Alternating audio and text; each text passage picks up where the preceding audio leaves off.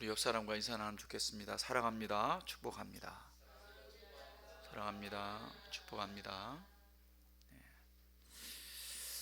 지난주에 우리 고 홍임도 집사님 천국 환송식이죠. 우리가 장례식을 하지만 우리 기독교인에게 장례식은 천국 환송을 하는 그런 예식이다. 그렇게 해야 맞습니다. 그래서 천국 환송식을 했습니다. 직접 조문해 주시고 또 기도로 함께 해 주신 여러분 때문에 유가족 모두가 참 많은 위로를 받았습니다. 참 감사하고 이 자리를 들어서 다시 한번 감사를 드립니다. 제가 어머니 살아계실 때 불사신이다 이런 말을 많이 했습니다. 작년에도 몇 번이나 위급한 상황이 있었죠. 그래서 저혈당 때문에 쓰러지셨는데 아무도 없었으면 그대로 돌아가시는 거고요. 그런데 조카가 발견해서 응급실에 가서 다시 살게 되셨고, 또 폐렴으로 인해서 두 번이나 임종을 준비하라는 의사의 말이 있었습니다. 그래서 멀리 있는 친척들, 가족들이 다 모이는 그런 소동이 두 번이나 있었죠. 그래서 올 1월 달에는 중환자실에서 거의 21일, 3주 가까이를 그 중환자실에서 보냈습니다. 그때 의사가 하는 말이 2,000명 중에 4, 5명 정도 회복이 될까 말까고 나머지는 다 임종을 하셨다. 그렇게 이야기해서 저희가 임종을 준비했는데 우리 장모님 회복되셔가지고 일반 병실에 있다가 구정 때 그렇게 병실을 나왔습니다. 그리고 한 주, 2주째 우리 저 자리에 나오셔서 예배를 드리는데 한참 우시더라고요. 나중에 알고 보니까 그때도 우리 장모님이 허리에 골절이 되어 있는 상태였던 것 같아요. 그리고 집에 돌아가셔서 거의 누워서 꼼짝도 못 하시고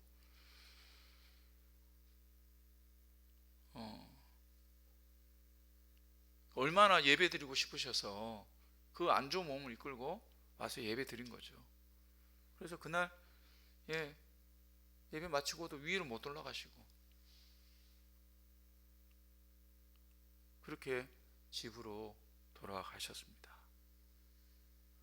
그만큼 그런 아픈 몸을 이끌고도 저 자리에 앉아서 예배 드렸던 그 장모님,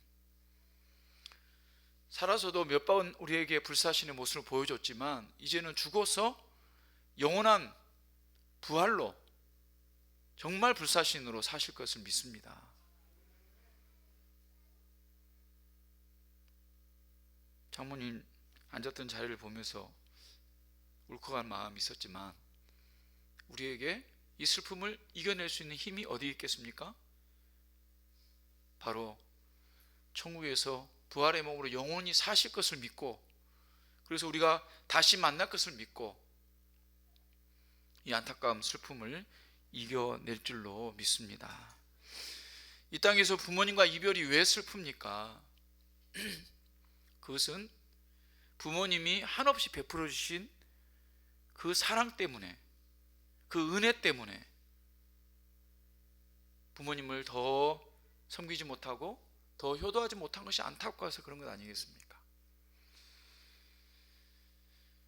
부모님 베풀어 주신 은혜와 사랑, 그래서 부모님 자리가 더욱더 크게 보이고 더욱더 그 자리가, 빈자리가 더욱더 넓어 보이는 이유가 바로 거기에 있을 것입니다. 우리가 이 땅에 태어난 것 자체가 은혜이고, 갓난 아기 때 할 줄 아는 것이라고는 울고 떼쓰는 것밖에 없잖아요. 근데 그때부터 엄마가, 아빠가 모든 것을 다 책임져 줍니다.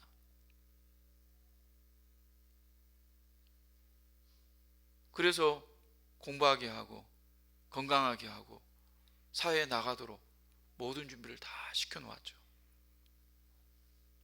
그래서 부모님 은혜가 아니면 한순간도 사실 존재할 수 없는 존재들이 바로 저와 여러분입니다. 그렇게 값없이 우리에게 베푸신 은혜, 이번 어버이날이 다가오는데요, 그런 은혜를 생각하고 부모님과 또 주변의 어르신들과 이 은혜에 대한 감사를 표현할 수 있는 저와 여러분 되시기를 주님으로 축원합니다. 은혜라고 하는 것은 값없이 받는 선물을 말합니다. 선물도 종류가 많죠. 대가를 바라고 하는 선물도 많습니다.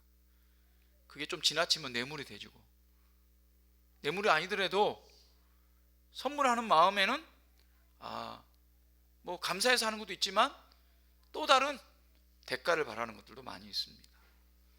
그런데 진짜 은혜라고 하는 것은 값없이, 아무런 대가 없이 그렇게 주어진 것입니다. 그래서 부모님 우리에게 베푼 것이 바로 그런 의미에서 은혜죠. 뿐만 아니라 우리가 받은 은혜가 많습니다. 이 자연 세계로부터 받은 은혜들이 얼마나 많은지 몰라요. 이 봄에 피는 꽃이나 저 산에 이렇게 푸른 그런 강산을 보면서 야, 참 아름답다, 그것을 보면서 행복을 느껴요. 그게 다 은혜입니다. 우리가 알지 못하지만 우리가 숨쉬고 있는 공기들과 이 자연 환경들이 우리를 값없이 살 수 있도록 인도해 주시는 겁니다.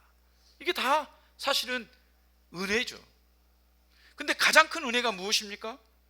최고의 큰 은혜는 하나님께서, 창조주 하나님께서 우리에게 베풀어 주신 것입니다. 그것은 바로 구원의 은혜입니다. 성경은 우리가 아직 죄인 되었을 때 구원받을 어떤 자격도 없는데 하나님께서 우리를 먼저 찾아와 주시고 우리를 사랑해 주시고 우리를 구원해 주셨다, 그렇게 말씀하고 있습니다. 이것이 우리가 받은 최고의 은혜입니다.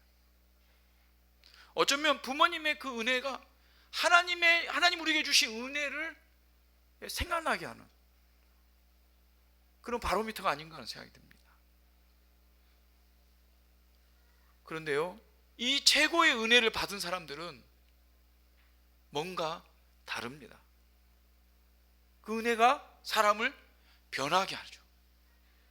우리가 부모님께 받은 은혜를 깨달으면 깨달을수록 그 은혜를 우리 자녀들에게 흘려보내죠. 그래서요, 부모님께 받은 은혜가 많은 사람은 그만큼 자녀들에게 은혜를 베푸는 것 같아요. 더 많은 것들로, 더 풍부하게, 뭐 감정적으로나 또 어떤 교훈적으로나 또 삶으로서 그런 것을 내려보내는 것을 보게 됩니다. 하나님으로부터 최고의 은혜를 받은 사람은 그 은혜가 그 사람을 변화되게 만듭니다. 오늘 본문의 사도 바울도 바로 그런 사람입니다. 하나님으로 받은 이 최고의 은혜를 받았기 때문에 그는 복음의 핍박자에서 복음의 전달자요, 복음을 위해 순교자로 그렇게 살아가는 인생으로 변화되었습니다. 하나님 베푸신 은혜 때문에 사도 바울의 인생이 송두리째 변화되고 그의 삶이 모든 성도들, 하나님의 동일한 은혜를 받은 성도들의 모델과 같은 그런 모습을 우리에게 보여주고 있는 것이죠. 사랑하는 여러분, 오늘 말씀을 통해서 은혜로 진정으로 깨달은 사람들은 어떻게 살아야 되는가, 그것을 깨닫고 은혜를 나누는 귀한 시간이 되기를 바랍니다. 14절 15절 말씀을 제가 읽어드리겠습니다. 내 형제들아, 너희가 스스로 선함이 가득하고 모든 지식이 차서 능히 서로 권하는 자임을 나도 확신하노라. 누구에게 하는 말입니까? 사도 바울이 지금 로마서를 기록하고 있습니다. 로마서라고 하는 편지를 로마에 있는 성도들에게 쓰고 있는 중이죠. 내 형제들아, 너희 로마에 있는 성도들아, 이 말이죠. 너희가 스스로 선함이 가득하고 모든 지식이 가득 차서 능히 서로 가르칠 수 있는 자인 것을 나는 확신한다. 그렇게 말하고 있습니다.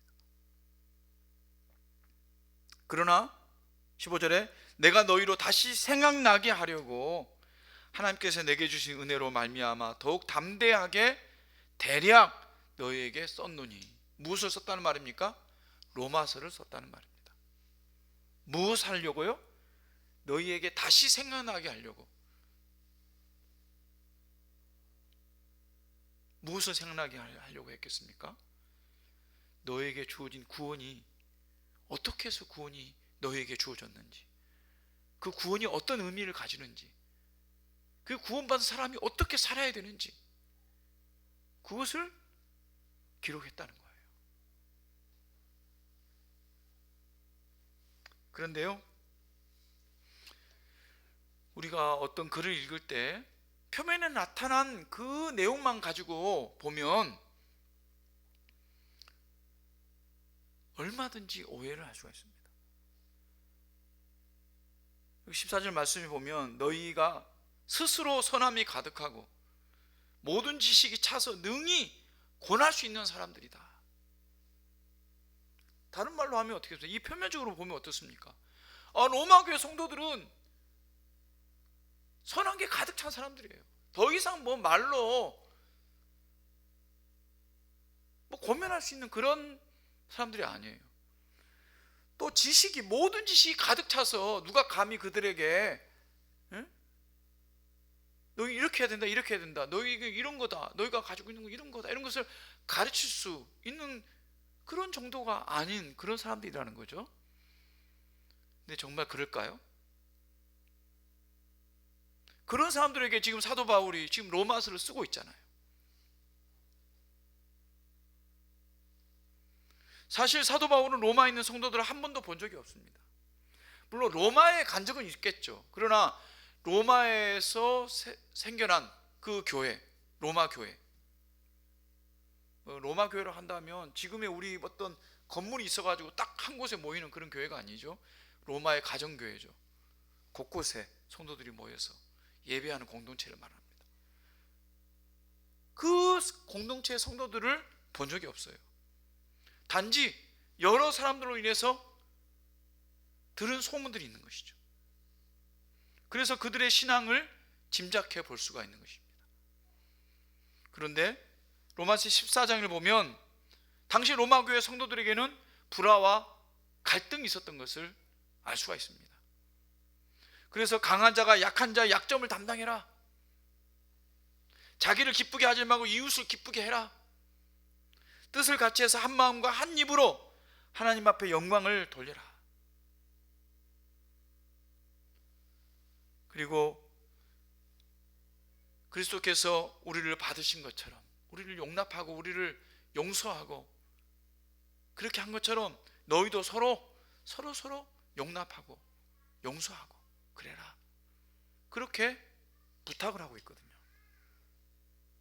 그러니까 14절에 그 말씀이 그들이 진짜 선함이 가득하고 모든 지식이 차서 그렇게 말하는 게 아닙니다. 그렇잖아요, 그죠? 이 말은 뭡니까?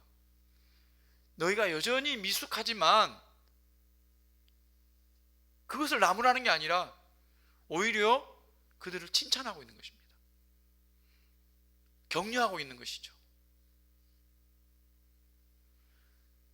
이렇게 그들을 격려하고 칭찬하는 건 뭡니까? 그 사도 바울이 자신을 겸손히 낮추고 이야기하는 것이죠. 그래서 내가 담대하게 너희에게 이 말씀을 쓰고 있다. 더욱 담대히 대량 너희에게 썼다 그랬거든. 너희에게 혹시 신뢰가 되지 않을까? 내가 자세히 너희를 만나보지 않았기 때문에 내가 정확히 모른다. 들은 이야기로만 여러분의 형편을 알기 때문에 내가 이렇게 쓴 것이라는 거예요.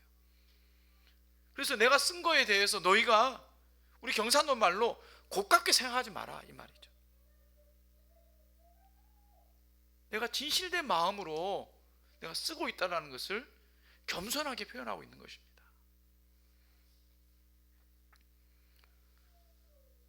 하나님의 은혜를 받은 사람은 겸손한 사람입니다.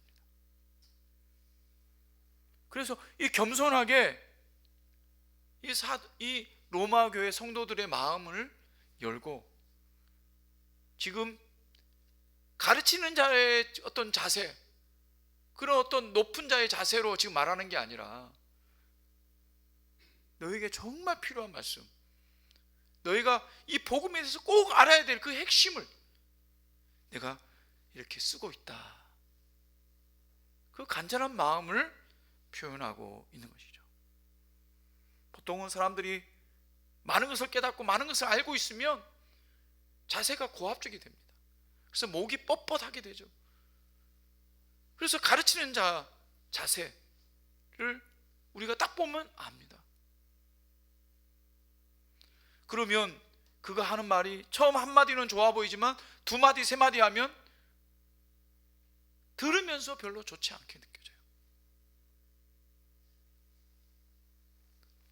그러나 사도 바울은 겸손한 태도로 사도 바울의 이 복음의 핵심을 가르치고 있습니다. 우리가 처음 로마서를 나눌 때 어떻게 이야기했습니까? 로마서는 복음의 핵심 중에 핵심이다. 우리가 결혼하면 결혼의 상징으로서 반지를 끼잖아요. 그래서 이 반지와 같다, 그렇게 이야기했습니다. 그 핵심을 지금 이 로마 교회 성도들에게 나눠주고 있는 것이죠. 특별히 오늘 말씀 보면 대략 썼다, 이렇게 말하고 있습니다. 대략 썼다는 말의 의미가 무엇이겠습니까? 그냥 대충 썼다 이런 말이 아니죠. 이 말은 복음을 진짜로 알려고 하면 너무너무나 무궁무진하고 방대하다는 거예요. 근데 그 중에서 정말 핵심만 가지고 대략 쓴 것이 로마서 1장, 2장, 3장, 4장, 5장, 6장, 7장, 8장, 9장, 10장, 11장, 12장까지입니다. 복음이 뭐냐라고 말했는데 우리가 말하는 복음은 뭡니까? 예수님이 나의 죄를 위해서 십자가에 대신 돌아가시고, 그래서 내 죄가 용서받고, 그래서 내가 이제 구원받았다, 이게 우리가 보통 이야기하는 복음이잖아요. 단 한 줄만 써도 끝날 이야기를 1장에서 12장까지 썼습니다. 그런데 여러분, 1장에서 12장까지 쓴 것을 사도 바울이 만족합니까? 아니죠. 이게 대략 쓴 겁니다. 다시 말하면 복음의 깊이와 넓이가 엄청나다는 것입니다. 어떤 사람은 예수 믿고 한 1년쯤 지나면 복음에 대해서 다 아는 것처럼 이야기, 똑같은 이야기지 뭐. 예수 믿고 구원받고 예수님 십자가, 그것 때문에 우리가 구원받은 거 아니야? 그래서 복음을 한마디로 요약하는 것이 복음의 전부를 이해한 것처럼 그렇게 생각하는, 그래서 성경을 보지 않아요. 성경을 알려고 하지도 않아요.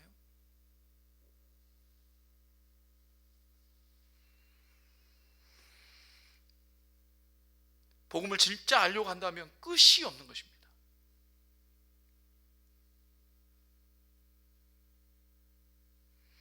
그래서 이 복음의 깊고 깊은 그 비밀을 더욱더 알아갈 수 있는, 알아가고자 하는 그런 열정과 그런 마음이 우리에게 필요한 것이죠. 사도 바울은 삼층천의 체험을 했습니다. 삼층천을 체험을 했다는 게 무슨 말입니까? 우리가 알고 있는 이 하늘이 아니라 하나님께서 계시로 보여주신 사도 바울이 본 하늘이 있어요. 놀라운 것을 경험했어요. 그런데 이 로마서에 쓰지 않습니다. 다른 어떤 성경에도 쓰지 않아요. 우리 같으면 어떻게 했습니까? 내가 이렇게 하나님의 비밀을 내가 보았다, 막 자랑하고 싶겠죠. 그래서 쓰는 곳곳마다 다 쓸 겁니다. 근데 그렇게 쓰지 않아요. 어디에다 그것을 기록하고 있습니까? 고린도 후서에 기록하고 있어요. 고린도 후서는 어떤 곳이냐면 사도 바울의 사도권에 대해서 의심하고, 그래서 분파가 나눠지고 교회가 분열되는 그런 상황 가운데 있는 그 사람들에게 굉장히 조심스럽게 이야기하죠. 자신의 그 사도권에 대해서 심각한 도전을 받고 있는 그런 상황 가운데 어쩔 수 없이, 안 쓰면 좋은데, 그래서 자기라고 말도 안 해요. 어떤 사람이 삼천천에 갔다 왔다 이렇게 이야기해요. 어쩔 수 없이 그래 자랑 아닌 자랑을 하게 되는 것이죠.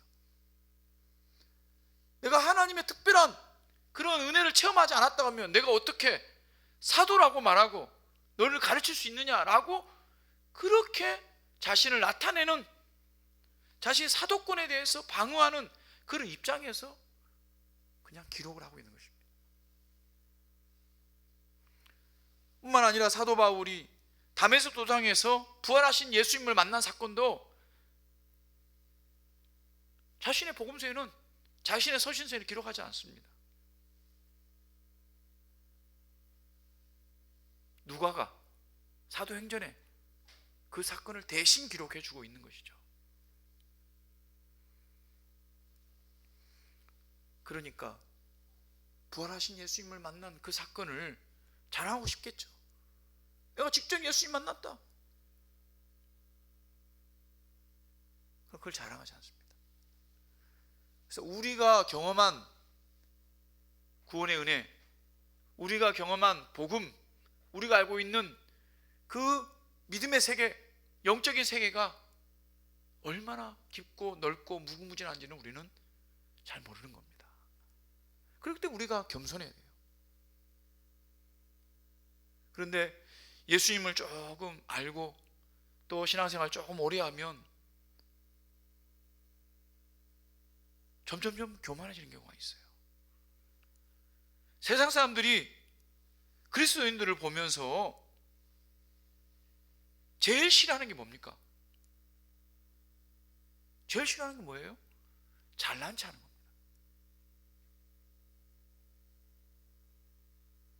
예수님 믿어서 잘된 것 감사하죠. 행복한 것 감사하죠. 근데 그것을 뽐내듯이 자랑하면 안 된다는 거예요.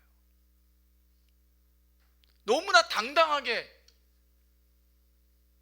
살아가는 모습을 보여주는 것도 어떤 사람은 교만하게 보입니다. 그런 경우가 많습니다. 우리가 담대하게 살아가는 것 감사한 것이죠. 그런데 때로는 그게 굉장히 교만하게 보인다는 거예요. 마태복음 8장에 보면 백부장 이야기가 나오죠. 예수님께서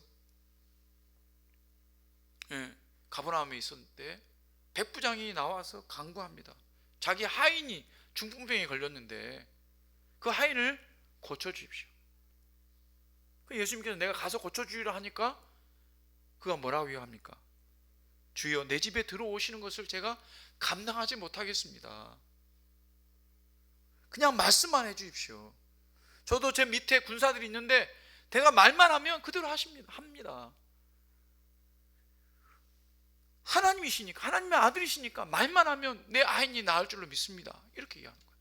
그래서 예수님께서 뭐라 합니까? 이스라엘 중에서도 이만한 큰 믿음을 보지 못했다, 그렇게 말하잖아요. 근데 우리는 이 백부장의 큰 믿음만 보죠. 그런데 그보다 더 중요한 것이 있습니다. 그 큰 믿음이라고 예수님께서 말씀하신 그 의도가 어디에 있습니까? 백부장이 겸손했기 때문입니다. 백부장은 그 당시 로마의 장교입니다. 군대 100명을 거느리는 로마의 장교예요. 로마의 장교는요, 그 당시에 로마 제국 안에서 최고의 지위입니다. 백부장 위에 천부장이고 천부장 위에 총독입니다. 대단한 권력을 가진 사람이고, 예수님은 갈릴리의 촌부입니다.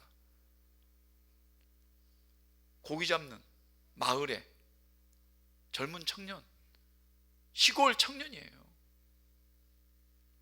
그런 사람이 나와가지고 내 집에 들어오심을 감당하지 못하고 겸손하게 예수님께 부탁을 할 때, 예수님께서는 그의 기도를, 그의 응답, 그의 간구를 들어주실 뿐만 아니라 그를 칭찬하는 것을 보게 됩니다. 사랑하는 여러분, 우리가 하나님의 은혜를 받으면 받은 것만큼 오히려 더 겸손하고 더 낮아지는 자리로 나아가시는 저와 여러분 되시기 바랍니다. 우리 가족들에게도 그러고요, 우리 친척들에게도 그러고요, 또 우리 이웃들에게도 그렇게 겸손한 모습으로 복음을 전하고 복음을 이야기하고 복음의 은혜를 나눌 수 있는 저와 여러분 되시기를 주님으로 축원합니다. 15절 말씀 보면 내가 너희로 다시 생각나게 하려고 하나님께서 내게 주신 은혜로 말미암아 더욱 담대히 대량 너희에게 썼노니, 그렇게 말하고 있습니다. 하나님께서 내게 주신 은혜로, 은혜 때문에 이 로마서를 기록하고 있다, 이렇게 말하고 있는 것이죠. 그 은혜 때문에 너에게 기록하니까 너희들, 여러분들이 이 말씀을 꼭 잘 붙잡고 이 복음의 그 핵심을 기억하라는 것이죠. 그 은혜 때문에 이 말씀도 쓰지만 그 은혜 때문에 또 어떻게 됐다고 합니까? 16절에 보니까 나로 이방인을 위하여 그리스도 예수의 일꾼이 되어 하나님의 복음의 제사장 직분을 하게 하사 이방인을 제물로 드리는 것이 성령 안에서 거룩하게 되어 받으실 만하게 하려 하심이라 그랬습니다. 예수의 일꾼이 되었는데 어떤 일꾼이냐? 복음의 제사장이 되었다는 거예요. 제사장이 뭐 하는 사람입니까? 제물을 드리는 사람이죠. 누가 드린 제물입니까? 백성들이 드린 제물을 하나님 앞에 태워서 드리는 그런 일꾼이 바로 제사장입니다. 유대인들에게 제사장은 높은 직책이에요. 권력이에요. 지도자예요. 그런데 사도 바울은 그것을 단순히 일꾼이라고 이야기하고 있습니다. 그런데 이 일꾼은 뭐합니까? 이방인을 하나님 앞에 드리는 제사장이다. 여기서 이방인을 제물로 드린다 그러면 어떤 사람들은 이것만 보면 이상한 종교다. 이방인, 이웃 나라 사람들이잖아요. 사람들을 제물로 드린다. 그것은 뭡니까? 그들이 하나님 앞에 나아가도록 하나님과 만나는 그런 역할을 하는 일꾼이다, 이 말이죠. 그는 원래 어떤 사람이었습니까?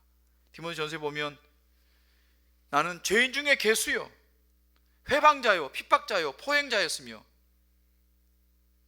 이렇게 말하고 있습니다. 회방자, 핍박자. 그래서 죄인 중에 괴수라는 거예요. 그런 자였다는 거예요. 그런 자로 살았던 자기에게 하나님께서는 은혜를 베푸셨는데, 그 은혜를 깨닫고 나니까 하나님께서 자기에게 직분을 주셨다는 겁니다. 바로 이방인들을 하나님께로 나오게 하는 직분을 허락하셨다는 거예요. 그래서 자기는 이방 나라로 돌아다니면서 우리나라 말식으로 하면 집도 절도 없이 떠돌아다니면서 오직 복음을 전하는 일에만 충성을 했다고 하는 것입니다. 사도 바울은 그 일 때문에 그 하나님의 크신, 그것이 하나님의 크신 은혜임을 깨닫고 그것 때문에 행복하고 그 행복 때문에 목숨을 내놓을 정도로 그렇게 그 사명을 위해 살고 있다, 그렇게 고백을 하고 있는 것입니다.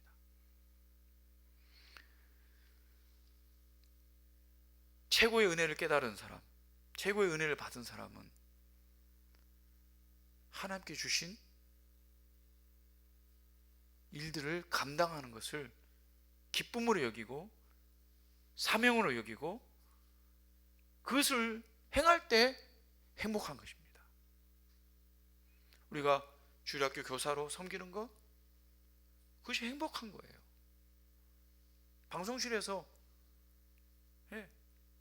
준비하고 행하는 것, 예배를 돕는 것, 그렇게 할 수 있다고 하는 것이 행복한 거예요.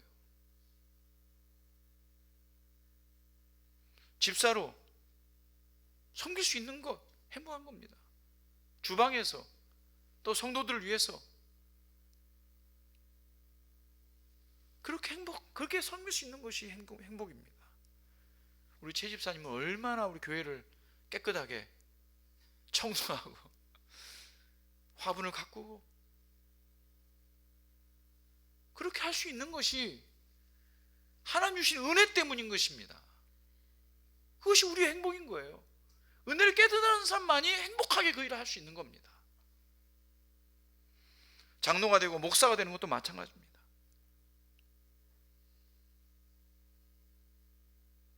행복하기 때문에 이 일을 하는 것입니다. 하나님의 주신 은혜, 그 힘이 우리가 이 일을 할 수 있도록 그렇게 나아가게 하는 것입니다.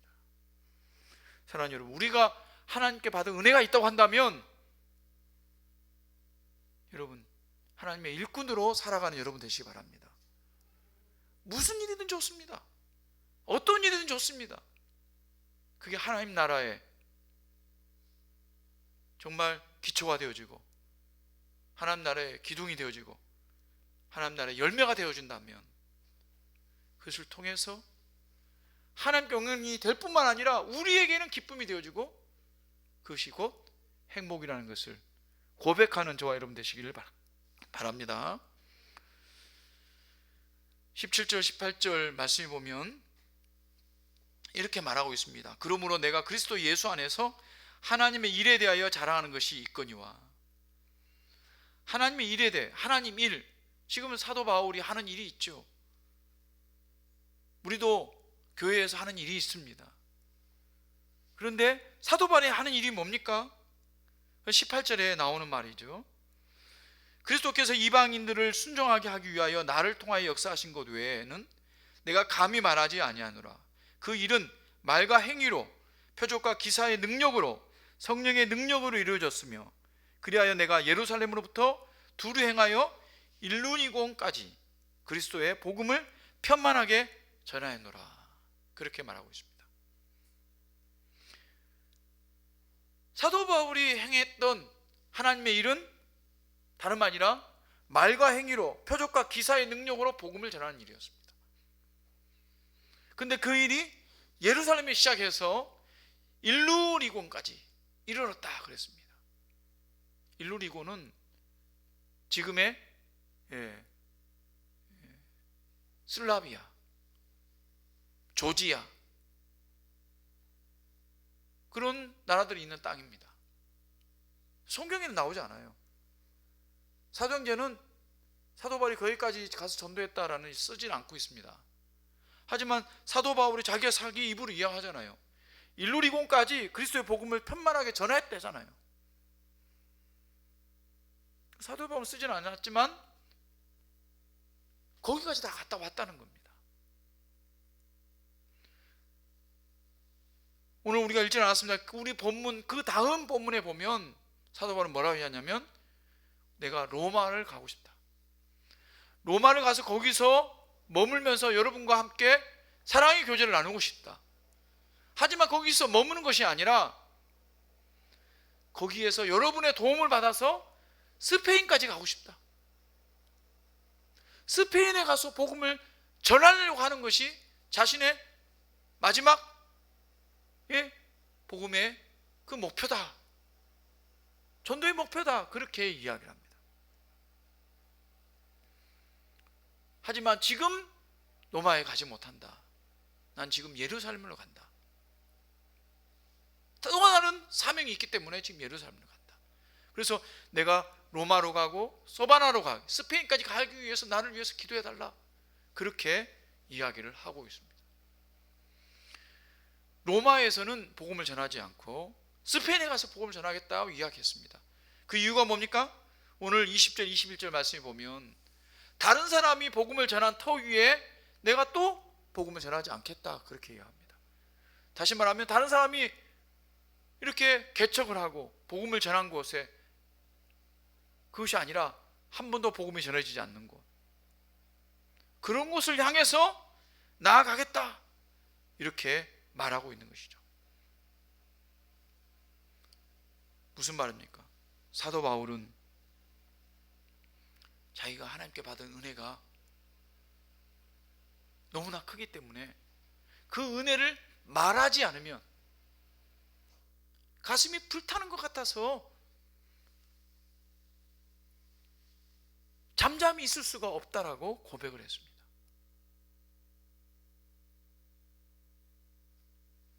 자기가 누리는 이 복음의 기쁨, 복음으로 인한 기쁨, 이 복음으로 인해서 나의 삶이 재정이 되어지고 내가 왜 살고 있는가, 오늘 나에게 주어진 이 하루의 삶이 어떤 의미가 있는가, 그것을 알기 때문에 하나님께서 베풀으신 이 복음을 전하고 싶은 것이죠. 그래서 복음의 일꾼이 된 것입니다. 사랑하는 여러분, 지난주 고 홍임도 집사님의 그 죽음을 보면서 다시 한번 또 생각하게 됩니다. 언젠가 우리는 하나님의 부르심을 받게 될 것입니다.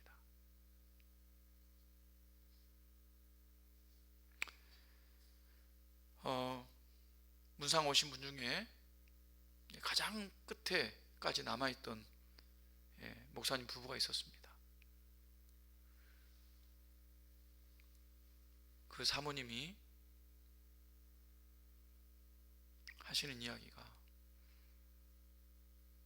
우리 장모님은 임종을 몇 번이나 준비하고, 그래서 유족들이 다 헤어질 준비를 마음에 다 하고, 또 유산이라든지 이런 것들도 미리미리 다 의논을 하고 헤어질 준비를 많이 했어요. 그리고 돌아가셨기 때문에 유족들에게는 얼마나 감사한지 모르는 그런 상황이었습니다. 그런데 그 사모님은 작년에 어머니를 여행했는데요, 교통사고로 새벽기도 다 오시다가 돌아가셨거든요.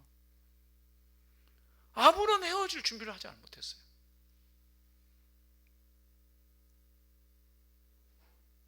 가족들도 아무도 그렇게 돌아가실 줄 누가 알았겠어요. 그래 놓으니까 생각날 때마다 너무나 아쉽고, 어머니께 더 잘해주지 못하고 더 효도하지 못한 것들이 생각나서 그렇게 슬프다고 거기 와서도 많이 우시더라고요. 우리 인생은요, 우리 뜻대로 되지 않습니다. 하나님의 계획과 하나님의 방법대로 이루어집니다. 저 자리에 계셨던 홍임조 집사님 지금 안 계십니다.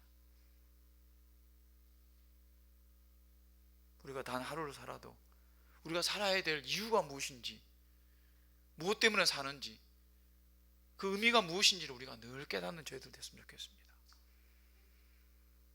그래서 우리가 복음의 일꾼으로 살아가기를 소원합니다.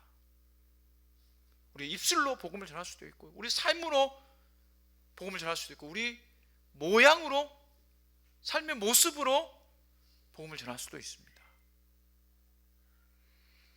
사랑하는 여러분, 사도 바울이 하나님 주신 그 은혜로 말미암아서 깨달은 그 삶의 이후에 어떤 삶을 살았습니까? 겸손한 삶,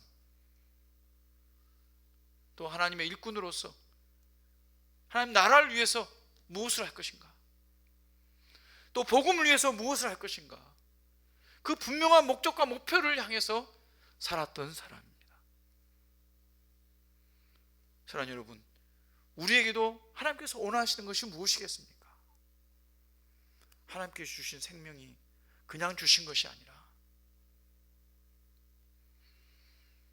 분명히 우리에게 주시는 사명들이 있을 것입니다. 각자에게 주신 건 다 다를 수 있습니다. 그러나 분명한 것은 우리가 그냥 우연하게 살다가 우연하게 이 땅을 하직하는 그런 인생이 아니라는 것이죠. 우리를 통해서